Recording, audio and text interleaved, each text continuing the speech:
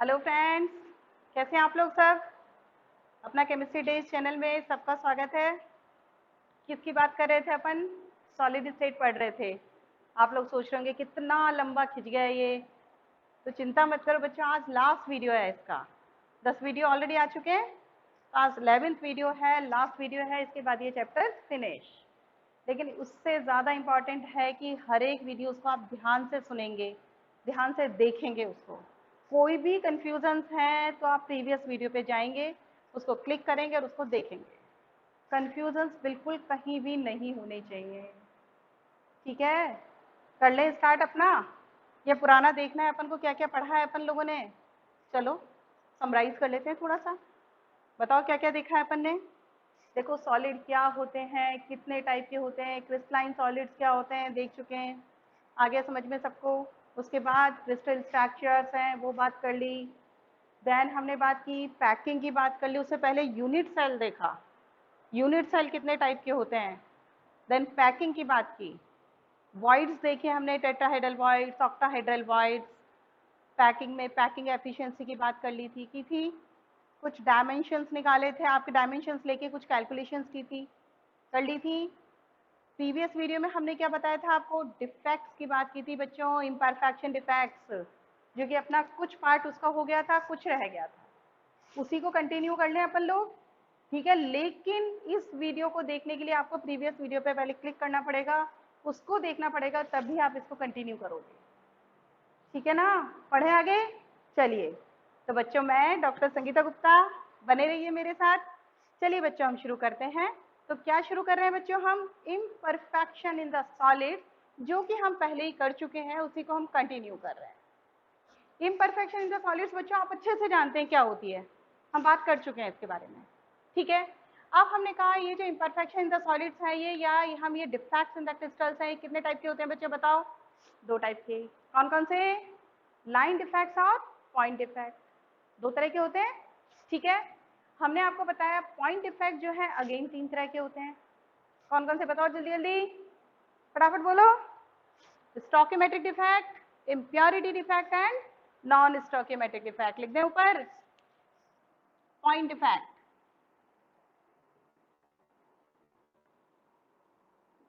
कितने टाइप के बताओ। स्टोकियोमेट्रिक,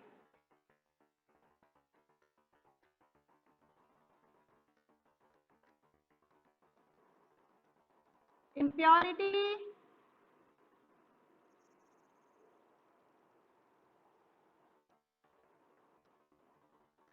और नॉन स्टोकियोमेट्रिक।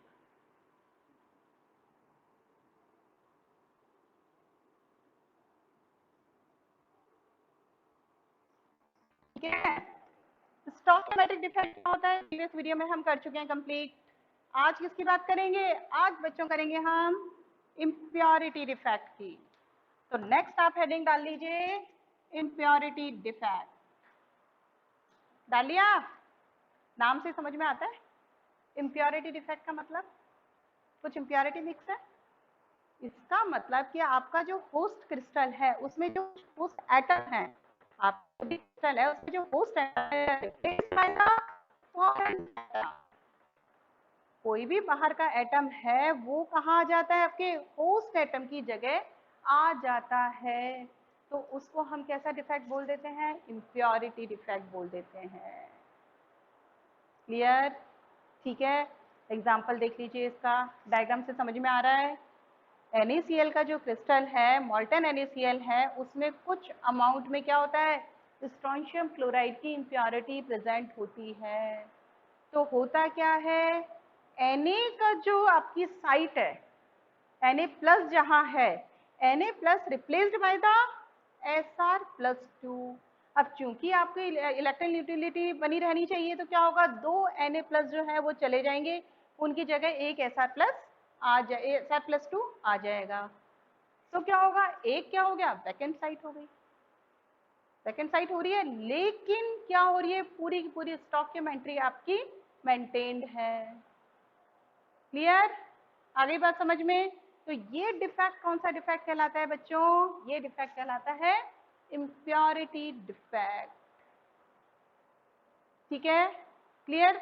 एग्जाम्पल और ले लें इसका, एक एग्जाम्पल लिख लीजिए इसका। दूसरा एग्जाम्पल, एक तो ये हो गया NaCl स्ट्रोंशियम क्लोराइड का, एक दूसरा एग्जाम्पल है solid solution of cadmium chloride in AgCl। ठीक है, तो इसमें होगा क्या, जैसे वहां पर आपका क्या हुआ था, 2 सोडियम प्लस हट गए थे, उसी जगह एक SR+2 आ गया था। इस केस में क्या होगा, 2 Ag प्लस हट जाएंगे, उसकी जगह Cd+2 आ जाएगा, खत्म, एक वैकेंट साइट रह जाएगी आपकी। ये कौन सा डिफेक्ट कहलाया आपका, इम्प्योरिटी डिफेक्ट। समझ आ गया सबको, कर लिया, करें नेक्स्ट। चलिए नेक्स्ट लेंगे अपन non stoichiometric defect. Next heading डालिए आप, नॉन स्टोइकियोमेट्रिक डिफेक्ट। बहुत इंपॉर्टेंट डिफेक्ट है बच्चों, ध्यान से समझो। नॉन स्टोइकियोमेट्रिक डिफेक्ट का मतलब क्या हुआ बताओ, सोचो। नॉन स्टोइकियोमेट्रिक डिफेक्ट का मतलब आपके कंपाउंड की स्टोइकियोमेट्रिक मेंटेन नहीं है। स्टोइकियोमेट्रिक में क्या थी, आपकी स्टोइकियोमेट्रिक मेंटेन थी, यहाँ नहीं है। इट मींस कैटाइन और एनाइन का जो रेशियो है वो क्या है, डिफरेंट है। ऐसे डिफेक्ट को हमने क्या बोला, नॉन स्टोइकियोमेट्रिक डिफेक्ट। समझ में आ गया, नॉन स्टोइकियोमेट्रिक डिफेक्ट का मतलब समझ में आया। इसमें कैटाइन और एनाइन का रेशियो क्या है, आपके मॉलिक्यूलर फॉर्मूले से डिफरेंट आता है। तो ऐसे डिफेक्ट को हमने क्या बोला, नॉन स्टोइकियोमेट्रिक डिफेक्ट।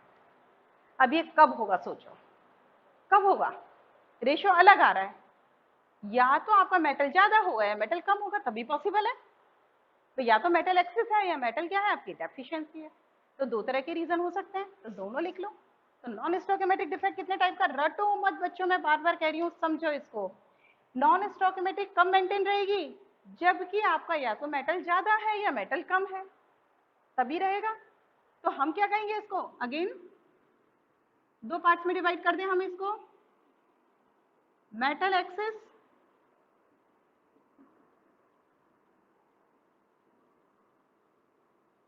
और दूसरा मेटल डेफिशिएंसी।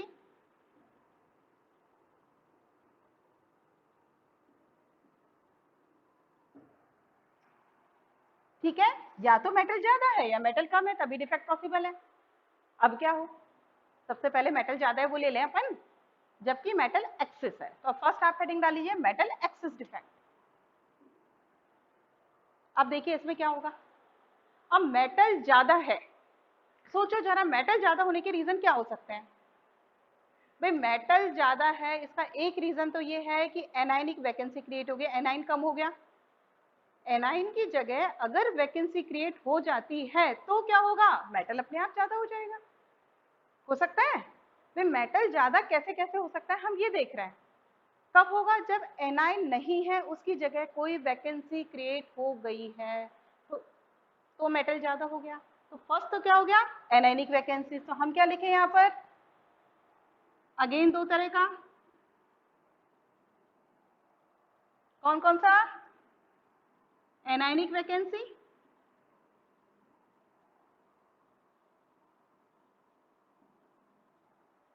और दूसरा कब ज्यादा होगा, जब एक्स्ट्रा कैटायन आ जाता है आपके पास।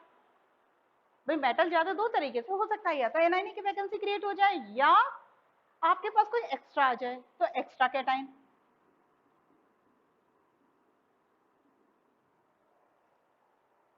क्लियर, एक एक को लेके चले। तो सबसे पहले हम ले लेते हैं एनाइनिक वैकेंसी। तो कौन सा, metal excess defect due to the anionic vacancy. ठीक है, डाल लो हेडिंग, इसको तो सबको रब कर दो।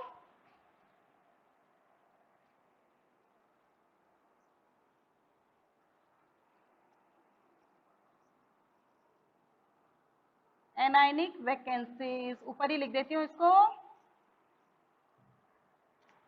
मेटल एक्सेस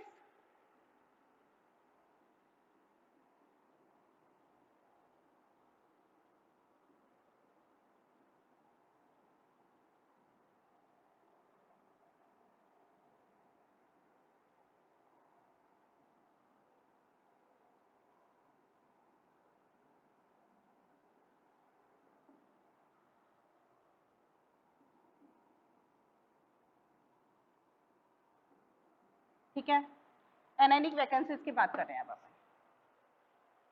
अब देखिए हर एक चीज को हम एक एग्जांपल से समझाएंगे। ये वाला जो डिफेक्ट है जनरली एल्कली मेटल हैलाइड्स में मिलता है। बहुत अच्छे से समझने की कोशिश करो बेटा, इसमें होता क्या है देखो। जैसे फॉर एग्जांपल हमने क्या किया, यहाँ पर सोडियम क्लोराइड का एक क्रिस्टल ले लिया। सोडियम क्लोराइड का मतलब Na+Cl-, Na+Cl-, इस तरह का एक क्रिस्टल है। सोडियम क्लोराइड का क्रिस्टल ले लिया, हमने उसको क्या किया, in the environment of the, हमने इसको गर्म किया। किस एनवायरमेंट में, सोडियम वेपर के एनवायरमेंट में हमने इसको हीट कर दिया, सोडियम क्लोराइड के क्रिस्टल को। डायग्राम से भी समझ में आ जाएगा, और यहाँ हम इसको दोबारा यहाँ पे बना देते हैं तो और भी समझ में आ जाएगा। ये आपका Na+Cl-, Na+Cl-, ऐसी क्रिस्टल है बच्चों ये।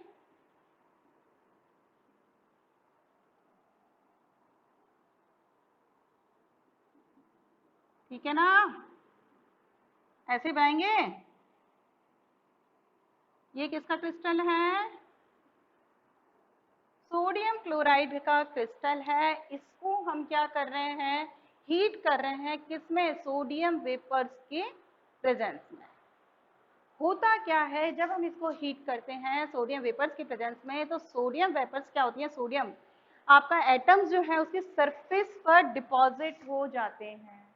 जब सरफेस पर डिपॉजिट हो जाए तो नीचे से क्लोराइड आयन कहाँ जा रहे हैं, आपके सरफेस पर जाते हैं, और सरफेस पर जाकर सोडियम से रिएक्ट कर जाते हैं। ये जो क्लोराइड आयन है ये आपके कहाँ जा रहे हैं, सरफेस पर जा रहे हैं, और किससे रिएक्ट कर रहे हैं, सोडियम से। क्या बना देंगे, NaCl, एक इलेक्ट्रॉन निकलेगा। ये जो इलेक्ट्रॉन है ये कहाँ आ जाएगा, आपका ये जो वैकेंट स्पेस है ना इसमें आ जाता है। बात समझ आ रही है, दोबारा समझो। जब हमने सोडियम क्लोराइड के क्रिस्टल को सोडियम वेपर्स के एनवायरनमेंट में गर्म किया है तो क्या होगा, क्लोराइड आयन जो है वो कहाँ चले गए, सरफेस पर। उसमें जो सोडियम था, एटम था, उसे रिएक्ट करा। रिएक्ट करेगा तो एक इलेक्ट्रॉन आपका, एक इलेक्ट्रॉन निकलेगा। ये इलेक्ट्रॉन कहाँ आया, ये जो जगह खाली हुई, यहाँ क्लोराइड तो है नहीं, अब क्लोराइड तो चला गया यहाँ पे, ये जगह खाली हो गई, ये खाली हो गई, तो यहाँ क्या आ गया, इलेक्ट्रॉन आ गया।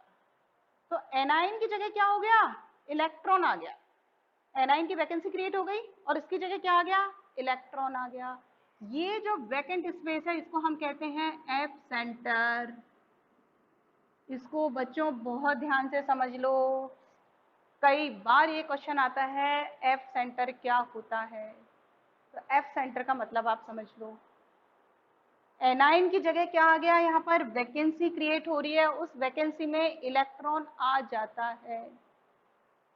ठीक है, अब विजिबल लाइट के प्रेजेंस में क्या होता है, ये जो इलेक्ट्रॉन है उस लाइट को एब्जॉर्ब करता है, एक्साइट होता है, जिसके कारण सोडियम क्लोराइड के क्रिस्टल का कलर कैसा हो जाएगा, येलो कलर का।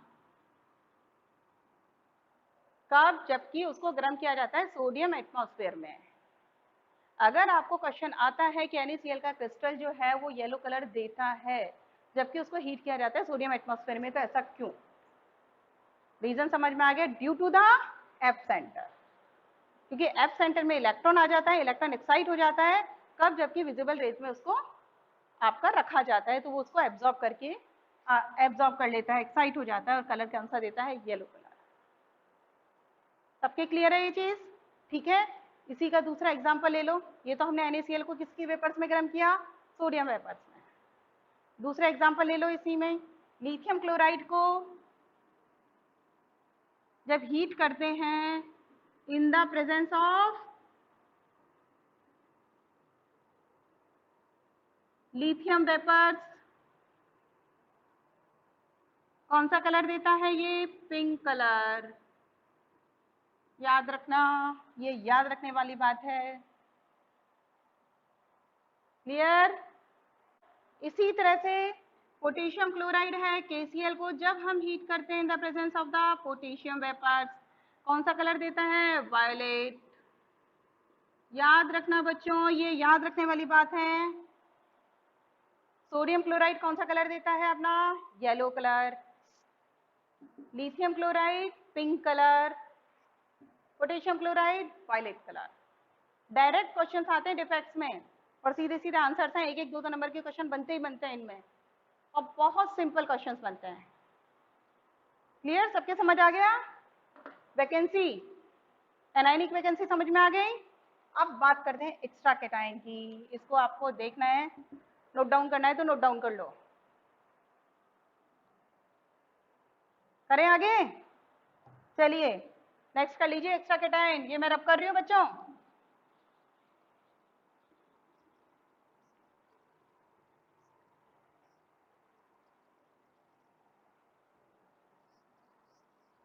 एक्स्ट्रा कैटायन का मतलब हमने समझाया ना आपको, अगर इंटरस्टिशियल स्पेशीज में एक्स्ट्रा कैटायन आ जाता है तो उसमें क्या हो जाएगा, आपका मेटल क्या होगा, ज्यादा हो जाएगा, मेटल एक्सेस हो गया। ठीक है, तो इसमें हम क्या बोलेंगे, एक्स्ट्रा कैटायन। डायग्राम से भी समझ में आ रहा है। और हम एक एग्जांपल लेके समझा देते हैं, जैसे जिंक ऑक्साइड है, जेडएनओ है। जेडएनओ के क्रिस्टल को जब हम हीट करते हैं तो क्या होता है, जेडएनओ के क्रिस्टल को जब हीट किया जाता है तो देखो होता क्या है, Zn+2 O-2 देता है। सरफेस पर जो होता है, सरफेस पर क्या हो रहा है, Zn+2 बन रहा है और O-2 है। O-2 क्या हो रहा है, एनवायरमेंटल ऑक्सीजन निकाल रहा है और इलेक्ट्रॉन। ये जो इलेक्ट्रॉन है कहाँ जा रहे हैं ये बच्चों, कहाँ जा रहे हैं ये? अब हमारे पास ये तो आपका ऑक्सीजन जो है वो तो किसमें कन्वर्ट हो गई, एनवायरमेंटल ऑक्सीजन में, बाहर चली गई। बचा क्या, Zn+2 और इलेक्ट्रॉन। अब ये जो Zn+2 और इलेक्ट्रॉन है ये आपके इंटरस्टिशियल स्पेशीज में आ जाते हैं, जैसे कि आपको डायग्राम से समझ में आ रहा है। आ रहा है समझ में कि आपके कैटायंस और आपके जो इलेक्ट्रॉन्स है कहाँ आ गए, इंटरस्टिशियल स्पेशीज में आ जाते हैं। तो आपके पास क्या हो गए, कैटायन एक्स्ट्रा हो गए। ये सरफेस पे हो रहा है, सरफेस पर जो हो रहा है वो आपके पास बचा क्या, आपका ऑक्सीजन जो है वो तो कहाँ चला गया, एनवायरमेंट में चला गया। बचे क्या, Zn+2 आयंस बच गए और इलेक्ट्रॉन बच गए। Zn+2 आयंस और इलेक्ट्रॉन कहाँ आ गए, आपके इंटरस्टिशियल स्पेशीज में आ गए। तो इसके कारण एक्स्ट्रा क्या, इलेक्ट्रिकल न्यूट्रलिटी तो बनी हुई है लेकिन कैटायन एक्स्ट्रा हो गए बच्चों। तो कैटायन एक्स्ट्रा हो गए तो कौन सा डिफेक्ट आ गया, ये मेटल डिफेक्ट आ गया। ठीक है, तो इसमें भी एक क्वेश्चन बनता है, जेडएनओ जो होता है रूम टेम्परेचर पर आपका व्हाइट कलर का होता है, लेकिन जब इसको गर्म किया जाता है तो इट टर्न्स येलो। किसके कारण हो जाता है, ये जो इलेक्ट्रो इंटरस्टिशियल स्पेशीज में आ गया इसके कारण हो जाता है। छोटे छोटे क्वेश्चन हैं ये, समझ में आ रहा है। जेडएनओ जो है रूम टेम्परेचर पर कैसे कलर का होता है, व्हाइट कलर का होता है, लेकिन जब इसको गर्म किया जाता है तो कैसे कलर का आ जाता है, ये येलो कलर का हो जाता है, due to the extra cation defect के कारण, मेटल एक्सेस डिफेक्ट का। क्लियर? ठीक है, दूसरा डिफेक्ट करें, करें आगे, चलो नेक्स्ट ले लो, मेटल डेफिशिएंसी डिफेक्ट।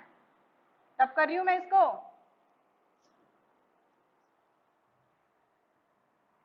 एक्स किसकी जगह क्या ले लूं मैं, डेफिशिएंसी।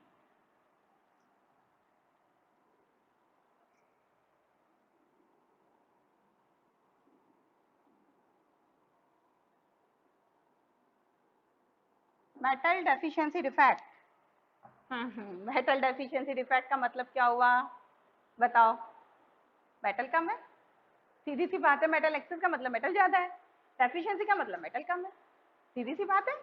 अब मेटल डेफिशिएंसी कैसे हो सकती है बताओ, सोचो। अगर भाई मेटल कम हो जाता है, आपका जो मेटल है कैटायन है किसी भी रीजन से मिसप्लेस हो जाता है, मिसिंग हो जाती है उसकी, किसी भी रीजन से आपके क्रिस्टल में से मेटल या कैटायन जो है वो निकल जाता है, तो कौन सा डिफेक्ट आ गया, मेटल डेफिशिएंसी डिफेक्ट। सीधी सी बात है, और क्या बात है। क्लियर ये बात कि मेटल डेफिशिएंसी डिफेक्ट का मतलब क्या हुआ, किसी भी रीजन से मेटल अगर क्रिस्टल में से आपका मिसिंग हो जाता है, चला जाता है, तो कौन सा डिफेक्ट हो गया है, मेटल डेफिशिएंसी डिफेक्ट हो गया। या ऐसा हो सकता है कि आपका क्या हो रहा है, एक्स्ट्रा एनायन आ जाए क्रिस्टल में। तो दो रीजन हो सकते हैं, होंगे क्या हम ये बाद में पता करेंगे, हम तो ये कहेंगे क्या क्या रीजन हो सकते हैं, कैसे कैसे हो सकते हैं। तो missing of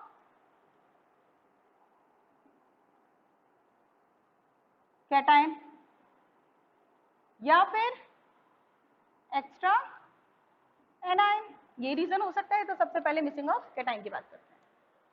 missing of cation में क्या होगा, जनरली ये जो डिफेक्ट मिलता है ट्रांजिशन मेटल एलिमेंट्स में मिलता है, ट्रांजिशन मेटल के जो क्रिस्टल्स होते हैं उनमें मिलता है। क्यों, क्योंकि उनमें वेरिएबल ऑक्सीडेशन स्टेट्स होती हैं। तो उनमें ये वाला डिफेक्ट मिल जाता है। कैसे होता है? At the time of the crystallisation क्या हो रहा है, आपका जो मेटल है वो बना, आपका जो क्रिस्टल है वो बना है मान लीजिए A+ और B- से, ठीक है। क्रिस्टलाइजेशन के टाइम पे क्या हो रहा है, आपका जो A+ है वो किस में कन्वर्ट हो गया, उसका वेरिएबल ऑक्सीडेशन स्टेट आ गया मान लीजिए A+2, जैसे कि आपके इस डायग्राम से समझ में आ रहा है। तो दूसरी जगह क्या हो जाएगा, A+ की जगह वैकेंट स्पेस आ जाएगा। वैकेंट स्पेस आ गया तो मेटल क्या हो गया, आपकी डेफिशिएंसी हो गई, लेकिन इलेक्ट्रिकल न्यूट्रलिटी क्या हुई है, बनी हुई है। डायग्राम से समझ आ रहा है कि ए ने क्या किया, मेटल ने क्या किया, अपनी ऑक्सीडेशन स्टेट चेंज कर ली। प्लस की जगह क्या हो गया, वहां पर +2 हो गया। अब +2 हो गया तो क्या होगा, स्पेस वैकेंट होगा A+ का, तो वो स्पेस आपका वैकेंट हो जाता है, ठीक है। मेटल की संख्या कम हो जाती है, लेकिन क्या हुआ है, इलेक्ट्रिकल न्यूट्रलिटी बनी हुई है। ये किन में होगा, ट्रांजिशन एलिमेंट्स में होगा, अच्छे से जानते हैं, ठीक है। एग्जाम्पल क्या हो सकते हैं इसके, FeO हो सकता है, NiO, ये हो सकते हैं एग्जाम्पल। क्या हो जाएगा, Fe+2O-2, Fe+2O-2 का आपका क्रिस्टल बना हुआ है, कुछ जगह Fe+2 की जगह क्या आ गया, Fe+3 आ गया, वेरिएबल ऑक्सीडेशन स्टेट हो गई, और उसकी जगह क्या हो जाएंगे, आपका वैकेंट स्पेस बन जाएगा, ठीक है। क्लियर ये बात। दूसरा एक्स्ट्रा एनाइन, अब एक्स्ट्रा एनाइन आएगा तो कहाँ जाएगा, इंटरस्टिशियल स्पेसेस में, लेकिन ये पॉसिबल नहीं है क्योंकि एनाइन का साइज बड़ा होता है, वो वहाँ सेटल डाउन नहीं हो सकता, तो ये वाला डिफेक्ट मिलता नहीं है। हमने तो यहाँ इसलिए लिख दिया कि ये पॉसिबिलिटी हो सकती है, हमने तो सोचा कि ऐसा कि भाई मेटल डेफिशिएंसी दो तरीके से हो सकती है, अब ये डिफेक्ट मिलता ही नहीं है, प्रैक्टिकली पॉसिबल नहीं है, इसलिए डिफेक्ट होता ही नहीं। तो हमारे पास मेटल डेफिशिएंसी में सिर्फ एक तरह का डिफेक्ट होता है। क्लियर सबको, हो गया, आ गया समझ में, बहुत सिंपल है ये, तो आपको लगा ये तो बहुत ही सिंपल है, और बस खत्म, आपके डिफेक्ट्स खत्म। डिफेक्ट क्या, आपका चैप्टर ही खत्म, खुश अब तो।